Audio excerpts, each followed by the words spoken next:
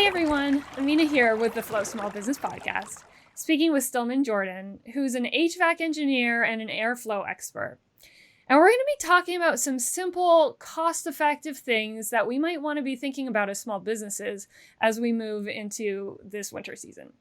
Thanks so much, Stillman. Hey, I'm super excited to talk to you. I want to just jump right in because people have so many questions about what they can be doing to keep their customers safe, to keep their teammates safe. I think a lot of people are focusing on keeping surfaces clean, which is great, but I don't think that's the only thing. People are starting to talk about air filters, HVAC, and I wonder whether people are scared that this is going to cost them an arm and a leg.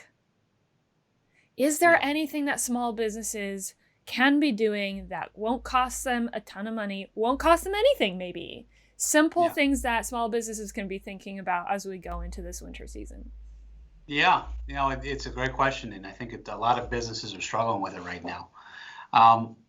There are some low cost, no cost things you can do. I think the thing to always remember is that indoor air quality often competes with comfort, right? So there are lots of things we can do to they're no cost, low cost that would make the indoor air quality. There's a reason that they try to encourage outdoor dining, right? Anytime you have any contaminant, if you can dilute it with lots of outside air, that is one of the best ways to eliminate or mitigate your exposure. I shouldn't say eliminate, but mitigate your exposure. And so if you're running a small business, you could leave the windows and doors open, let fresh air in. And so I think that's really great in the summer and really great right now in the fall, but you kind of hit the nail on the head. Now we're going into the winter. Yeah. And we don't all get to live in California where it's going to be nice all year. In Portland, Oregon, we've got chilly weather. It's not freezing cold, but it's rainy, so there's some humidity outside. On the East Coast, I imagine it's freezing cold, it's snowing, the air is maybe drier, perhaps, I'm not quite sure. So what are some things that people should be doing? Yeah. I'm going to separate the houses from the businesses, right? And which would you rather me focus on, the residential world or the commercial world? Because the answers are different. Okay, well, how about this? This is a podcast for small businesses. So let's talk about the business side. But if we can relate it back to safety in the home once in a while, I don't think that'll hurt, right? Because I think a lot of people are getting sick right now by having people in their homes too. Yeah. It really depends on your systems. I'll start with small business, right? Unfortunately, a lot of small businesses have heating systems that do not have an outside air duct connected to them, right? Okay. So you kind of think of it. If you picture in your mind your heating system, the simplest heating system around right now are those wall-mounted heat pumps you see, the split systems. They call them mini splits. You know what I'm talking about? Okay. The ones mounted on the wall. Yep. Right. So that is the simplest type. You're seeing it in small businesses. You're also seeing it in homes. Unfortunately, that system, all it is doing is recirculating the air within your space. It takes air from the space, heats it or cools it, and dumps it right back in. Okay. And so in that scenario, with those types of systems, you really don't have a tremendous number of options. You see what I mean? So in that case, if I want to inject outside air in, my only choice would be to open the window, and then crank the heat up on that thing. And next to the window, it's going to be cold, but in the overall space, you're probably going to be okay. Okay. So you're running extra heating to compensate for it. Yeah. Now, if you're at a little bit bigger establishment or a say a little bit higher end home heating system or small business heating system, they have outside air that they bring in to the return duct. Yep. So they actually will have a louver on the outside of the home or the business that brings it in. So it goes to the unit before it goes to the space. Okay. Does that make sense? So that you're mixing those air streams. Yep. And then the unit heats it up. Gotcha. So if you have that, I would just, you kind of have to play with it a little bit. How much outside air can I increase? How much can I open that up where it's still comfortable in the space? Right. So it sounds like a key to this is small businesses, if they don't own the space that they're in, talking to their landlords and finding out, just asking that question, do we have the kind of HVAC that allows for air intake? And if so, can we increase that air intake so that we can keep our customers comfortable while increasing safety?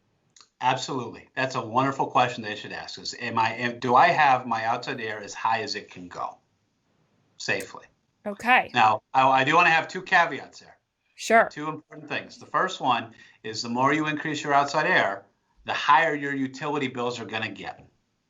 Yeah, there's always a trade-off, isn't there? There's always a trade-off. So just embrace it. There's always this balance between, installation cost, indoor air quality, and then energy costs. These three things are constantly fighting each other. Yeah.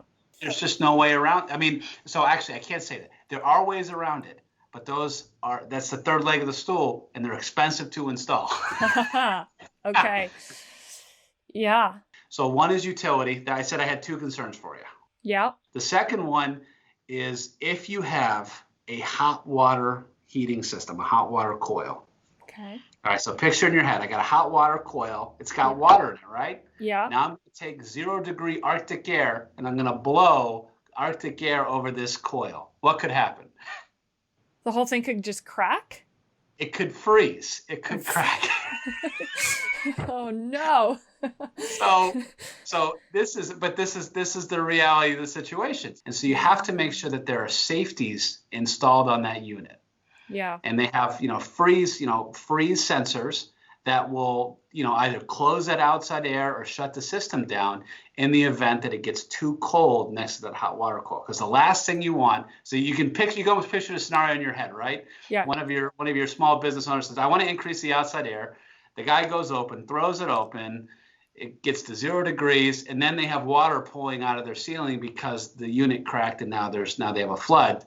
And the building owner's going to say, well, I opened the outside air for you. Now it froze. It's not my fault.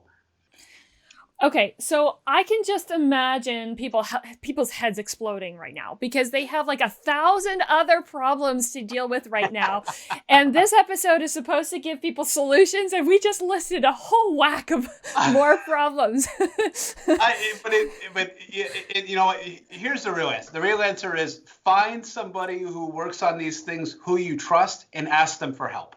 Okay. That's the real answer. So let's take a step back and let's say we've talked to our landlord. The answer is no, we can't bring more air in. You have to open up windows or something like that. Can we talk about some even simpler, not really HVAC related, but just air movement, air quality topics? Like if you have just one window open and a box fan, which way do you turn it? Do you have the air blowing in? Or do you have the air blowing out? Which of the two scenarios is going to be better for, let's say, a restaurant that has one window? What do you do? Yeah. Well, I would probably recommend that you blow the air out. And it's really for comfort reasons. All right, we'll talk about theory for a minute. We're going to say that fan blows the same amount of air in or out of your building, right? Sure. And so if it's pointing out of your building, somewhere else air is coming in. We're not violating any laws of physics here. We're not creating a stray mass. We're just moving it from one place to the other. Yeah. So if you are pointing your fan out, there are all these cracks and crevices throughout your building where air is going to come in. And if I was a customer in that establishment, I would rather a little bit of air come from lots of different places than have one big stream of cold air hitting me. Does that make sense? That makes total sense.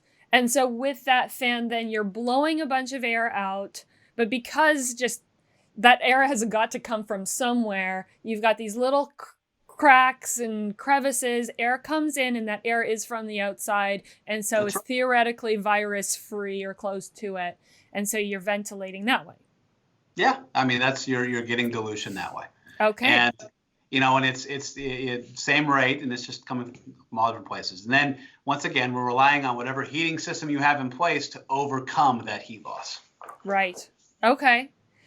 So what about things like humidity? Because I understand that viruses like and don't like different levels of humidity. Is there anything that we should be talking about there?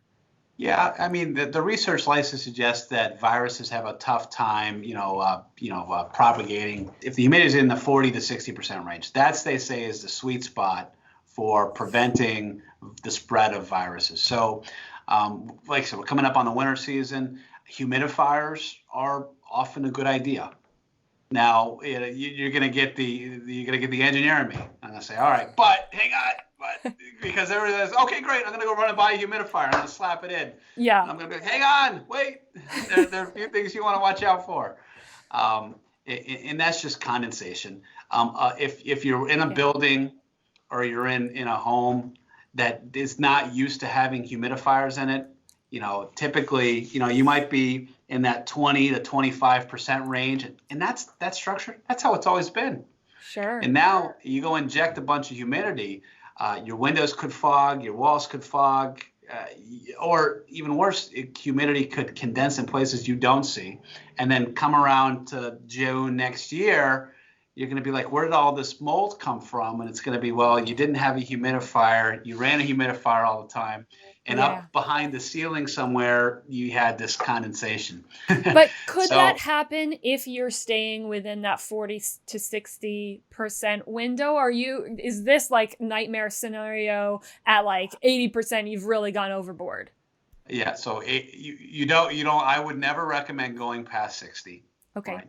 In today, modern construction, in most cases, you're not going to have a problem with having your humidity in that 40 to 60% range. Most time you're not. Okay. Once again, most of these small businesses, they weren't built in the last 5 years. It really comes down to insulation on the windows. Insulation is what prevents condensation. And so, certainly if there's spray foam in new windows, you don't have any problem. If you've got the metal framing around your windows, and you have those, that's the first place you'll see condensation form, right? Yeah. Around your windows. So humidity is, I'm a big fan of humidity. What I would recommend is, add humidity. You could do it in tabletop humidifiers. You could do it in terms of unit mounted humidifiers. It's really, you get that balance of how much do you want to spend versus how convenient you want it to be. Mm-hmm. Most of our customers don't want to have to refill that thing all the time, and so they would rather install one on their unit. Sure. Okay. So really quickly, going back to that restaurant scenario where there's a box fan in a window and we're actively trying to dilute, but now we've got a humidifier in the equation. Are we negating the humidity by ventilating and diluting? Like, is all of that humidity that we're spending energy on just going out with the box fan? Yeah. Yeah. Okay. Unfortunately, the answer is yes.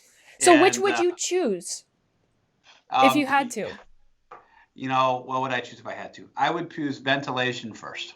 Ventilation is more, I would pick ventilation over humidity. If I had to choose one, in most cases, I would rather do both. Yeah. Okay. Stillman, I don't think I've ever had this much fun talking about HVAC and ventilation. It's so exciting. You didn't get excited about it? I really, really didn't. But it's so important. It really is. And I think a lot of people have a lot on their plates, have a lot to think about. But this is one of those things that's not just important for the immediate small business purpose, right? This is a greater good thing. And so my hope for everyone listening is that, yes, I think these are really important things that we can and should start thinking about for ourselves and our own small business survival. But this is about keeping our community safe too. And so just like we're mandating mask wearing in our establishments, I think if we can look at this not just as like another to-do list item to stay open, but Like, this is really about us coming together and keeping ourselves and each other safe. Mhm. I just feel like that's so huge. I feel like a lot of this stuff is on us to do. I completely agree with you. I wish there were easy answers in any of this, but Yeah. if we're having real conversations about it, there is no easy answer. Indoor air quality has always been a major focus of the industry, but unfortunately, it takes what we're experiencing for us to have really serious conversations about it. We seem to be okay with the annual flu rates, and we seem to be okay with sick building syndrome, where people, have, headaches and things like that in indoor air quality.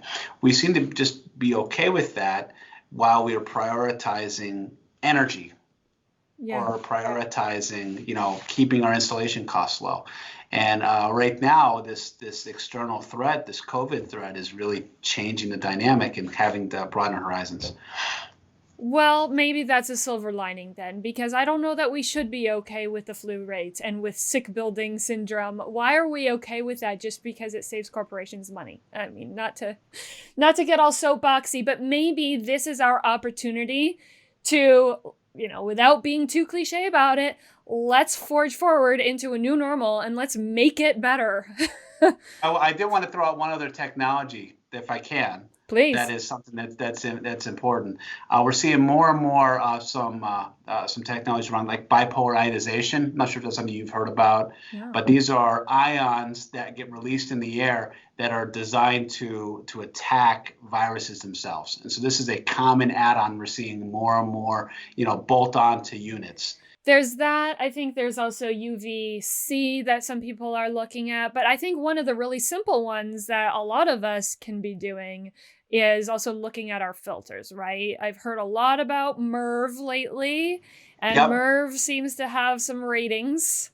my And my pal Merv. yeah, people seem to be upgrading to MERV 13, is my understanding. And that MERV 13 means more energy use because you have to force more air to catch those teeny tiny little particles, but that it's safer. Is that correct? Yeah, that's exactly right. The higher the number, the more filtration, the more stuff it catches. But also, like you said, the more energy it takes, the bigger the fan that's required. And most units, you got to talk to your local professional. And the question I would have you ask is, what is the highest amount of filtration that my unit can handle? And let's do that. Right, because you don't want to put a filter in there that's going to break your HVAC. That's right, and it could happen. It really could happen. You also the more things you remove from the air, the more often you have to replace that filter. So whatever frequency you are changing your filter, you should also plan on increasing that. Right. So if I were to come away from this conversation with one takeaway, I think it would be just talk to a professional. Just consult with somebody that knows what they're talking about. And they're everywhere, right? It's easy to get in touch with somebody that knows this stuff. There are HVAC people in every city, right? Yeah, absolutely. I would just say there are HVAC people everywhere. Have an open-minded conversation. Ask some of the questions we're talking about right here.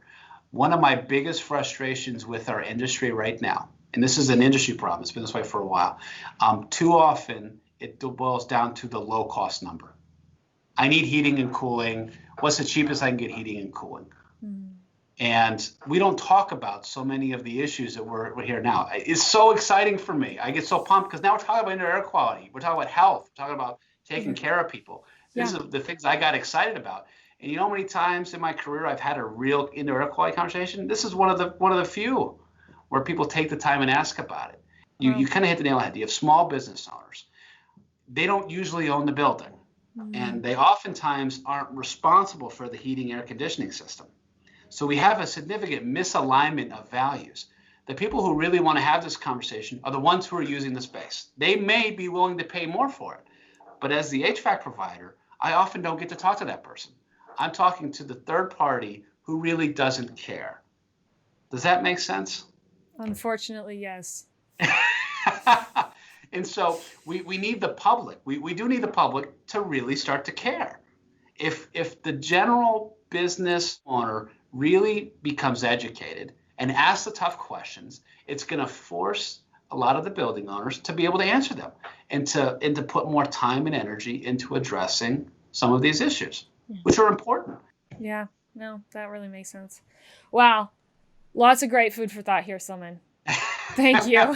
Thank you. There's a lot. I'm sure that I will be giving you a shout for follow-up conversations. I'm sure people will have questions, people from the community. So thank you so much for sharing your insights. This is really great. Thank you.